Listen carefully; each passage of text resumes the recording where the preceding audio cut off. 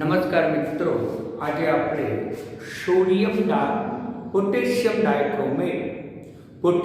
ડાયક્રોમેટની બનાવટ મિત્રો અહીંયા બે ક્રોમિયમ છે એટલે ડાયક્રોમેટ તરીકે ઓળખવામાં આવે છે. બીજો એક પદાર્થ છે K2CrO જેને કહીશું ક્રોમેટ. અહીંયા પોટેશિયમ છે એટલે નામ બનશે પોટેશિયમ ક્રોમેટ. એને આપણે કહીશું પોટેશિયમ ક્રોમેટ. અહીંયા કહીશું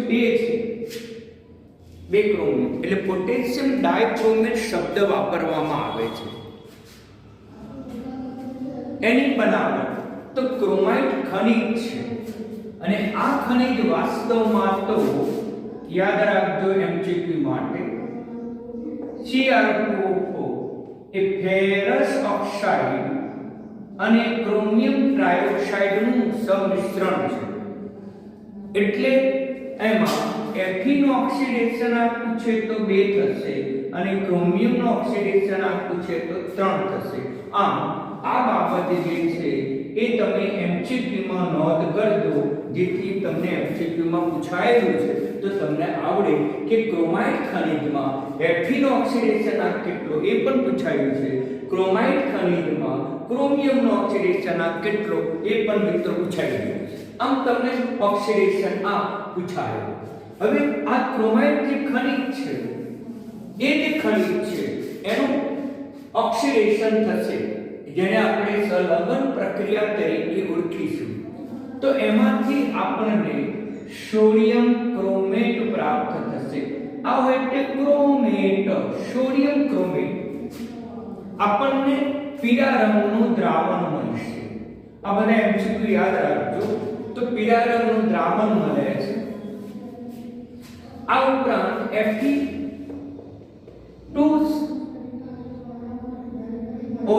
બનશે અને કાર્બન ડાયોક્સાઇડ વાયુ બનશે મિત્રો. તો તમને બિલકુલ સરળ સમીકરણ છે કે અહીંયા આપણે 4 લઈએ તો અહીંયા 2 આવશે, અહીંયા 8 આવશે તો અહીંયા 4 આવશે. કારણ કે 4 2 8 એટલે અહીંયા આવશે 8 આવશે.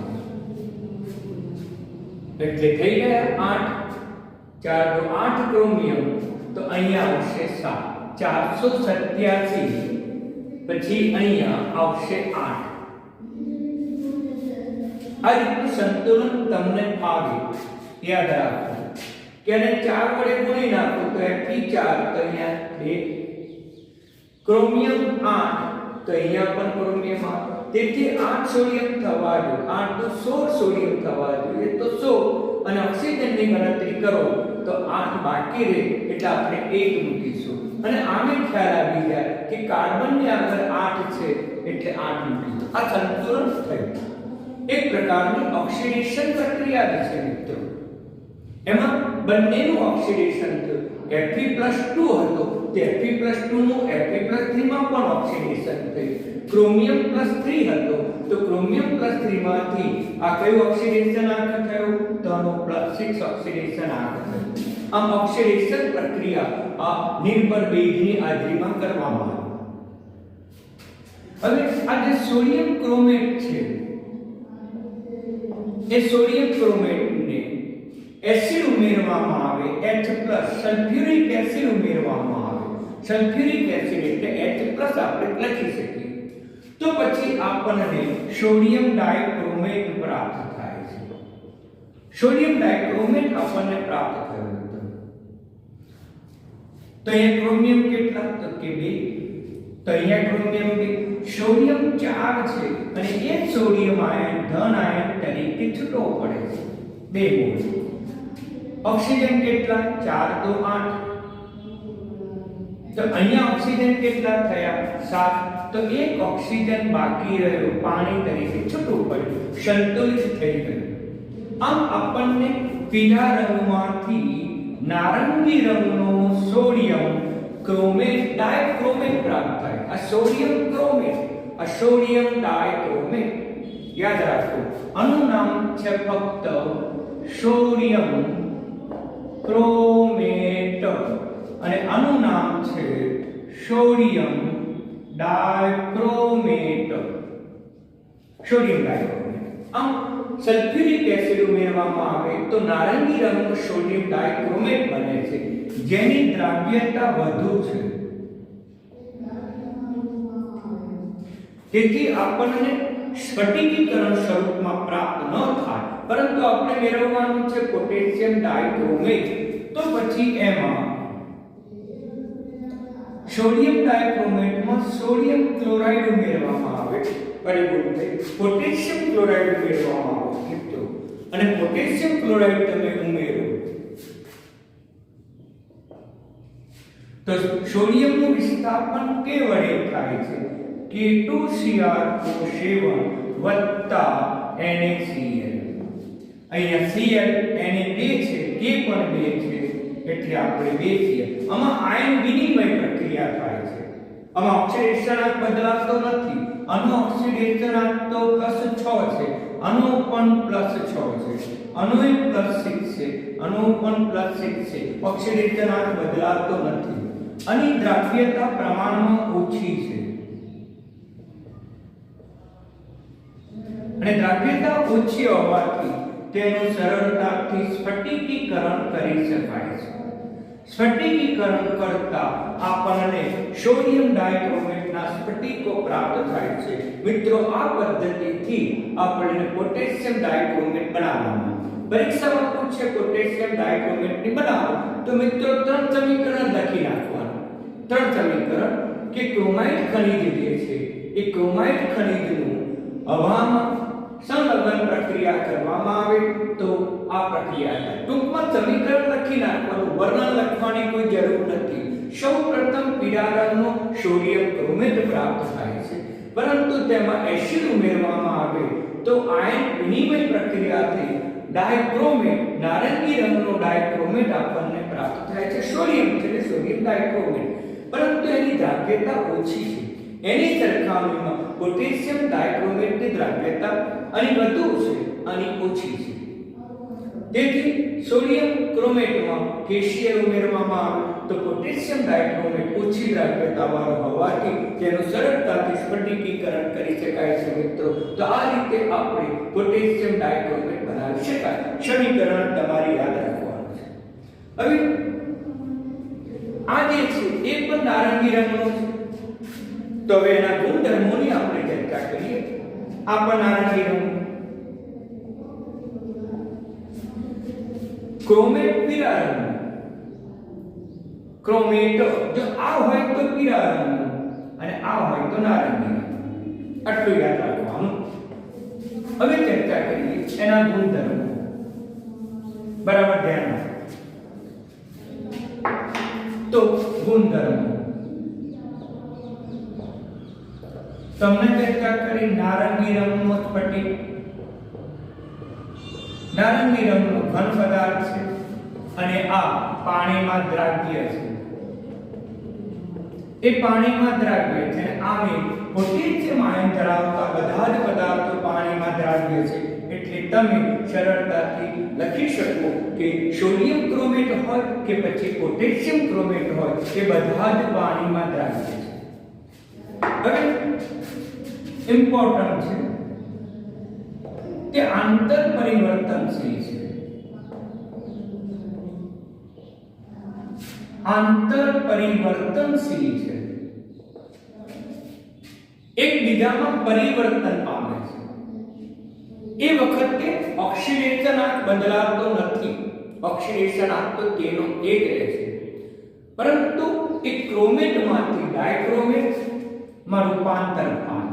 Cr2O7 -2 માંથી CrO4 -2 બને.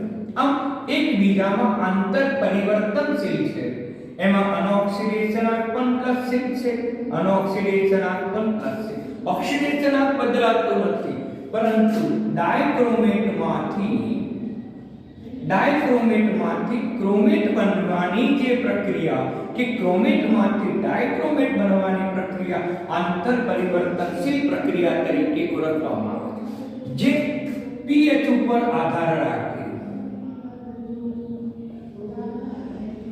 જે pH ઉપર એસિડિક દ્રાવણ છે કે બેઝિક દ્રાવણ તો તેની ઉપર આધાર રાખે છે.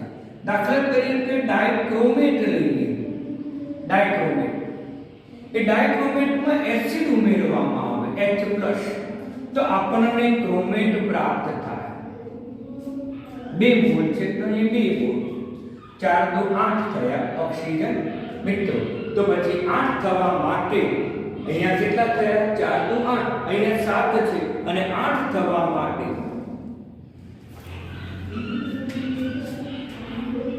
મિત્રો મારી ભૂલ છે, અલગ રિએક્શન થશે. CrO4 - 2 એમાં H+ ઉમેરી એસિડિક દ્રાવણ લઈએ અને એને પરિણામે આપણને ડાયક્રોમેટ પ્રાપ્ત થાય છે એટલે 2 કરીએ એટલે આપણને ક્રોમેટમાંથી ડાયક્રોમેટ પ્રાપ્ત થાય. H+ ઉમેરીએ છીએ 4 2 8 એક ઓક્સિજન બાકી રહ્યો એટલે H2 છૂટો પડશે. અહીંયા આપણે લઈશું -2 મિત્રો. તો કયું માધ્યમ જોઈશે?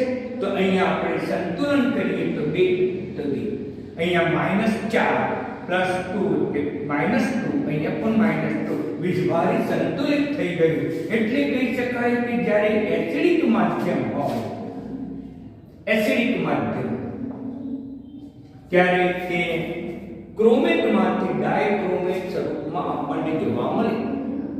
એટલે કે એસિડિક માધ્યમ હોય તો પીળા રંગનું નારંગી રંગમાં રૂપાંતર થાય. જો આ દ્રાવણ એસિડિક હોય તો નારંગી રંગનો ડાયક્રોમેટ આગળ હશે. એમસીક્યુમાં બરાબર ધ્યાનમાં રાખજો. એકબીજામાં પરિવર્તન છે. જો તમે H+ ઉમેરો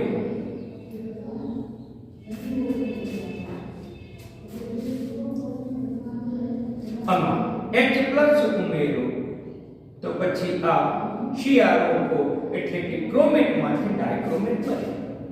હવે આપણે બેઝિક માધ્યમ લેવામાં આવે. બેઝિક માધ્યમ CrO2 - 2 બેઝિક માધ્યમ માટે OH જવાબદાર.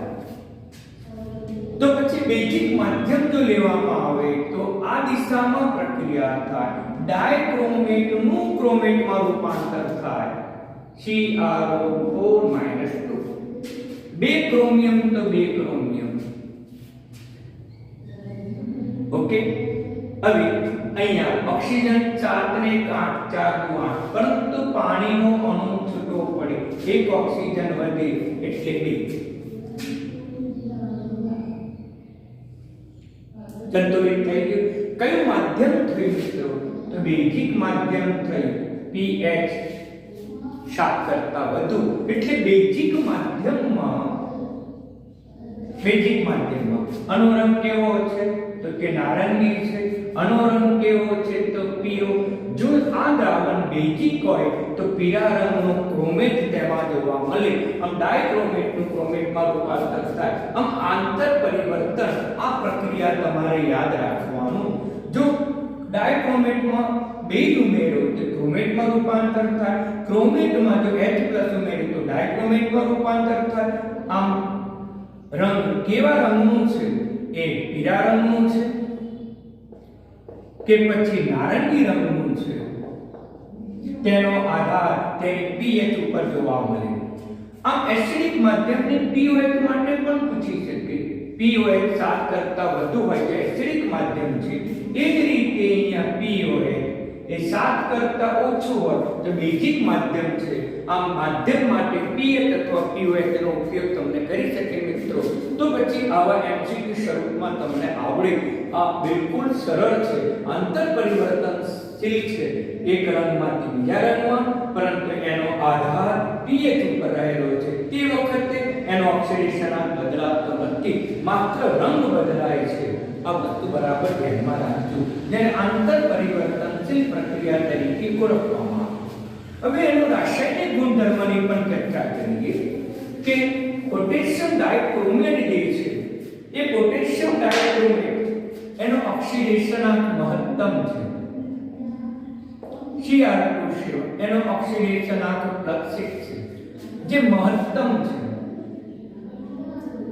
અને એને રાસાયણિક પ્રક્રિયા કરવી હોય તો તે હંમેશા ઇલેક્ટ્રોન મેળવે, કારણ કે ક્રોમિયમ +6 ની ઇલેક્ટ્રોન રચના જુઓ તો આર્ગોન 18 4s0 3d0 બાહ્ય કક્ષામાં કોઈ ઇલેક્ટ્રોન જ નથી, એટલે એક ઇલેક્ટ્રોન ગુમાવે જ નહીં, પણ ઇલેક્ટ્રોન મેળવે, અને ઇલેક્ટ્રોન મેળવે એટલે એનું રિડક્શન થયું એટલે ઓક્સિડેશન કરતા તરીકે ઓળખવામાં, પરંતુ તે પ્રબળ ઓક્સિડેશન કરતા છે. શા માટે? તો એ ઓક્સિડેશનાંક મહત્તમ છે, અને મહત્તમ ઓક્સિડેશનાંક વાળા તમામ સંયોજનો એ પ્રબળ ઓક્સિડેશન કરતા હોય છે. મિત્રો બરાબર ધ્યાનમાં રાખજો કે જેનો ઓક્સિડેશનાંક મહત્તમ છે એ બધા જ મહત્તમ ઓક્સિડેશનાંક વાળા એ હંમેશા પ્રબળ ઓક્સિડેશન કરતા તરીકે વર્તે છે, માટે તે પ્રબળ ઓક્સિડેશન કરતાનો ગુણધર્મ જોવા મળે છે. આમ તેનો પ્રબળ ઓક્સિડેશન કરતાનો ગુણધર્મ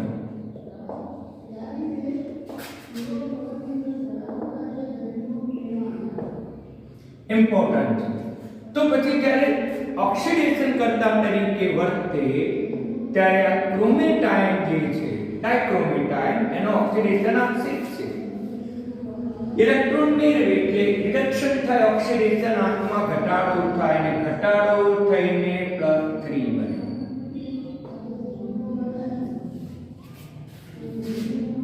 આમ +3 બને. આનું પણ સંતુલન કરી શકાય મિત્રો. આ અર્ધ પ્રક્રિયા છે, એટલે જ્યારે પણ ઓક્સિડેશન કરતા તરીકે વર્તે ત્યારે Cr2 7 નું Cr+3 માં રૂપાંતર કરી દેવાનું. આ સમીકરણ આવડવું જોઈએ. હવે અર્ધ પ્રક્રિયાનું સંતુલન પણ કરી શકાય. આનો ઓક્સિડેશનાંક 3 છે, આનો ઓક્સિડેશનાંક 6 છે. મિત્રો અહીંયા 2 ક્રોમિયમ છે, 2 વડે ગુણી નાખો એટલે ઓક્સિડેશનાંક, અહીંયા 2 મૂકો તો 2 વડે ગુણવો પડે એટલે 6. ઓક્સિડેશન આંકમાં 6 નો તફાવત થાય, માટે એ 6 ઇલેક્ટ્રોન મેળવશે. ઇલેક્ટ્રોન મેળવે અને 6 ઇલેક્ટ્રોન મેળવે છે. હવે એનું એસિડિક માધ્યમમાં જો સંતુલન કરવું હોય તો કરી શકાય. અહીંયા ઓક્સિજન પહેલા સંતુલન કરો તો કે 7H2O થાય, તો પછી હાઇડ્રોજન કેટલા થયા? 14H+ થયા. સરળતાથી આપણે સંતુલન કરી શકીએ. આ બાજુ 6 + 6, આ બાજુ 14 અને 6 ને 8, 14 માંથી 8 જાય તો 6. આમ વીજભાર પણ સંતુલિત થઈ ગયો. આમ અર્ધ પ્રક્રિયા તરીકે વર્તે ત્યારે 6 ઇલેક્ટ્રોન મેળવે અને +6 માંથી +3 માં રૂપાંતર પામે. આમ અર્ધ પ્રક્રિયા. હવે આખી રેડોક્સ પ્રક્રિયા લેવી હોય તો પણ લઈ શકાય કે દાખલા તરીકે Fe+2 Cr2 7 2, એમાંથી આનો ઓક્સિડેશનાંક +6 અને એમાંથી Cr+3 બને અને આપણે સંતુલન કરી શકીએ. હવે આનો ઓક્સિડેશનાંક 2 છે અને અહીંયા તત્વોની સંખ્યા 2 છે, એટલે 2 વડે ગુણી નાખો 12. તો અહીંયા પણ 2, પહેલા 3 હતું તો 2 વડે ગુણી નાખો તો 6 થઈ જશે. આમ ઓક્સિડેશનાંકનો ફેરફાર 6. અહીંયા પણ સમજાવી શકાય કે આનો ઓક્સિડેશનાંક 6, એક ક્રોમિયમ ને 6, પણ 2 ક્રોમિયમ છે એટલે એનો ઓક્સિડેશનાંક 12 થશે. અહીંયા 2 મૂકવા પડે, ઓક્સિડેશનાંકને પણ 2 વડે ગુણવા પડે, એટલે ફેરફાર થયો 6 ઇલેક્ટ્રોન નો ફેરફાર. હવે Fe+2 છે, આનું રિડક્શન થયું, ઘટાડો થયો 6 આનું ઓક્સિડેશન થાય અને Fe+2 નું ઓક્સિડેશન Fe+3 માં થાય. એટલે અહીંયા કહી શકાય કે એકનો વધારો સરખો કરવો હોય તો આને 1 વડે ગુણો અને 6 વડે ગુણો તો 6, તો આ પણ થઈ જશે 6. હવે ઓક્સિજન કેટલા છે તો કે 7, તો 7H2O મૂકી દો. તો આ બાજુ હાઇડ્રોજન કેટલા આવે? 14H+ મૂકી દો. મિત્રો તો આ સંતુલિત પ્રક્રિયા તમે લખી શકો, અને આ પ્રક્રિયા એક જ માપક પૃથ્થકરણમાં અગત્યની છે. જે કદ માપક પૃથ્થકરણ તમારે આવશે રેડોક્સ અણુમાપન આવશે એ રેડોક્સ અણુમાપનમાં આ પ્રક્રિયા અગત્યની છે એટલે કદ માપક પૃથ્થકરણમાં તેનો ઉપયોગ આપણને જોવા મળે છે મિત્રો એટલે આ પ્રબળ ઓક્સિડેશન કરતાનો ગુણધર્મ આપણને જોવા મળે આ ઉપરાંત ઘણા બધા સમીકરણો છે આયોડાઇડ આયન સાથે પ્રક્રિયા કરવામાં આવે Cr2 અને ઓક્સિડેશન આંક હવે આપણે સીધો બહાર ગણીશું 2Cr+3 અને સીધો +6 ગણીશું તો અનઓક્સિડેશન આંક -1 છે એટલે અનઓક્સિડેશન આંકમાં ઘટાડો થયો અને ઘટાડો થઈને કેટલો બન્યો 6 તો અનઓક્સિડેશન આંક વધે અને વધીને I2 0 થાય મિત્રો અહીં આયોડિન 2 છે તો અહીં આયોડિન 2 થવા જોઈએ તો ઓક્સિડેશન આંક -2 તેથી વધારો 2 નો થયો સરખો કરવા માટે અહીંયા આપણે 1 વડે ગુણીશું તો અહીંયા આપણે 3 વડે ગુણીએ તો અહીંયા 3 એટલે 6 થઈ જાય અને અહીંયા આપણે 3 હવે ઓક્સિજન કેટલા છે 7 તો આપણે 7 H2O મૂકી દો તો પછી આ બાજુ H+ કેટલા થશે 7 * 2 14 H+ થશે આમ કોઈ પણ રેડોક્સ પ્રક્રિયાનું આપણે સરળતાથી સંતુલન કરી શકીએ મિત્રો તો આ રીતે એ પ્રબળ ઓક્સિડેશન કરતા તરીકે વર્તે છે હવે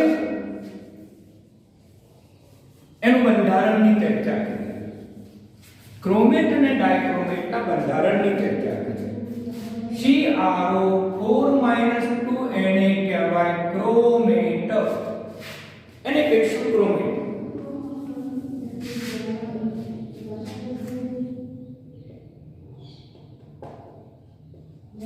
અને Cr2O7 - 2 તો એને કહીશું ડાયક્રોમેટ એકને કહીશું ક્રોમેટ તો બીજાને બે ક્રોમિયમ છે એટલે ડાયક્રોમેટ તરીકે ઓળખવામાં આવે છે બંનેનો રંગ પણ ભિન્ન છે મિત્રો બંનેનો આકાર પણ ભિન્ન છે એટલે તફાવત રીતે લેવો હોય તો લઈ શકીએ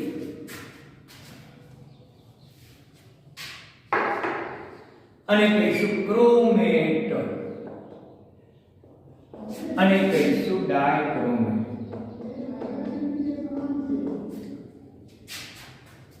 અગાઉ પણ કીધું છે ઓક્સિડેશન આંકમાં કોઈ ફેર પડતો નથી બંનેનો ઓક્સિડેશન આંક 6 જ છે પરંતુ આ જે છે એ પીળા રંગનો છે અનો રંગ પીળો જ્યારે અનો રંગ નારંગી એનો રંગ નારંગી આની અંદર આકાર સમચતુષ્ફલકીય છે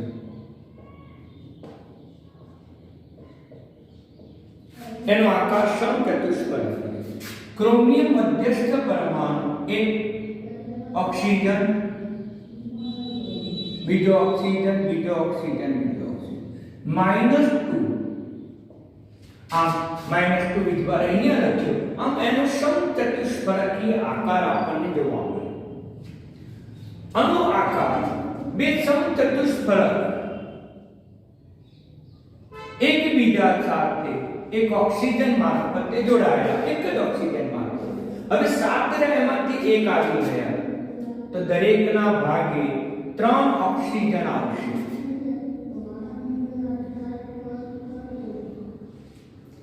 આમ અને પર કયો વિધવાર આવશે -2 આમ બે સમચતુષ્ફલકો એકબીજાને સ્પર્શે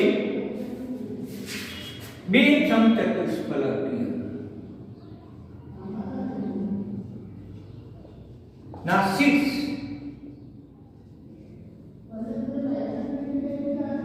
એકબીજા સાથે જોડાયેલા જ્યારે અહીંયા સમચતુષ્ફલકીય છે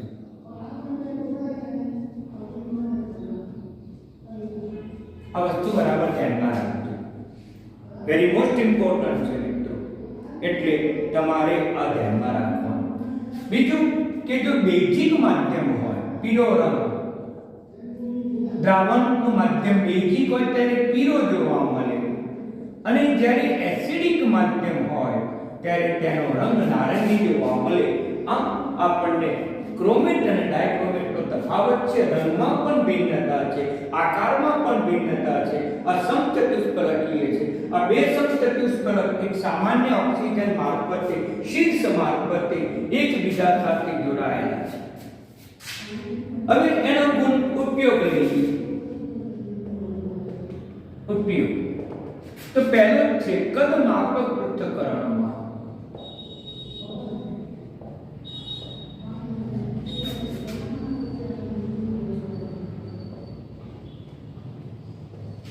કદ માપક પૃથ્થકરણ. આ ઉપરાંત ચર્મ ઉદ્યોગમાં પણ તેનો ઉપયોગ કરવામાં આવે છે. ચર્મ ઉદ્યોગમાં ચામડું કમાવા માટે અથવા તો ચામડું મેળવવા માટે તેનો ઉપયોગ, ચામડાના શુદ્ધિકરણમાં તેનો ઉપયોગ કરવામાં આવે. આ ઉપરાંત એજો કસોટીમાં તેનો ઉપયોગ કરવામાં આવે છે. એજો રંગ કસોટીમાં તેનો ઉપયોગ કરવામાં આવે છે. એજો રંગ કસોટી એ તમારે નાઇટ્રોજન યુક્ત સમૂહ ઓર્ગેનિકની અંદર આવશે એટલે એજો સંયોજનની બનાવટમાં પણ કહી શકાય એજો સંયોજનની બનાવટ.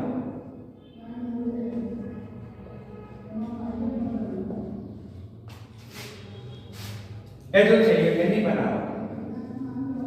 અને પાંચમું અથવા ચોથું ઓક્સિડેશન કરતા તરીકે પણ લખી શકાય. ઓક્સિડેશન કરતા તરીકે પણ તેનો ઉપયોગ કરવામાં આવે છે. પ્રયોગશાળામાં કદમાપક પૃથ્થકરણમાં, આ ઉપરાંત ચર્મોદ્યોગમાં, એજો સંયોજનની બનાવટમાં અને ઓક્સિડેશન કરતા તરીકે તેનો ઉપયોગ કરવામાં આવે છે. આમ મિત્રો, આજે મેં તમને ડાયક્રોમેટની બનાવટ, એના ગુણધર્મો, આંતર પરિવર્તન એ ગુણધર્મો સમજાવ્યા. આ ઉપરાંત તેનું બંધારણ પણ સમજાવ્યું. ઓક્સિડેશન કરતાના ગુણધર્મોની પણ મેં ચર્ચા કરી. એટલે આટલું જ તમારે જાહેર પરીક્ષા માટે અથવા તો નીટ માટે તમારે તૈયાર કરવાનું રહે. ઓકે, ધન્યવાદ.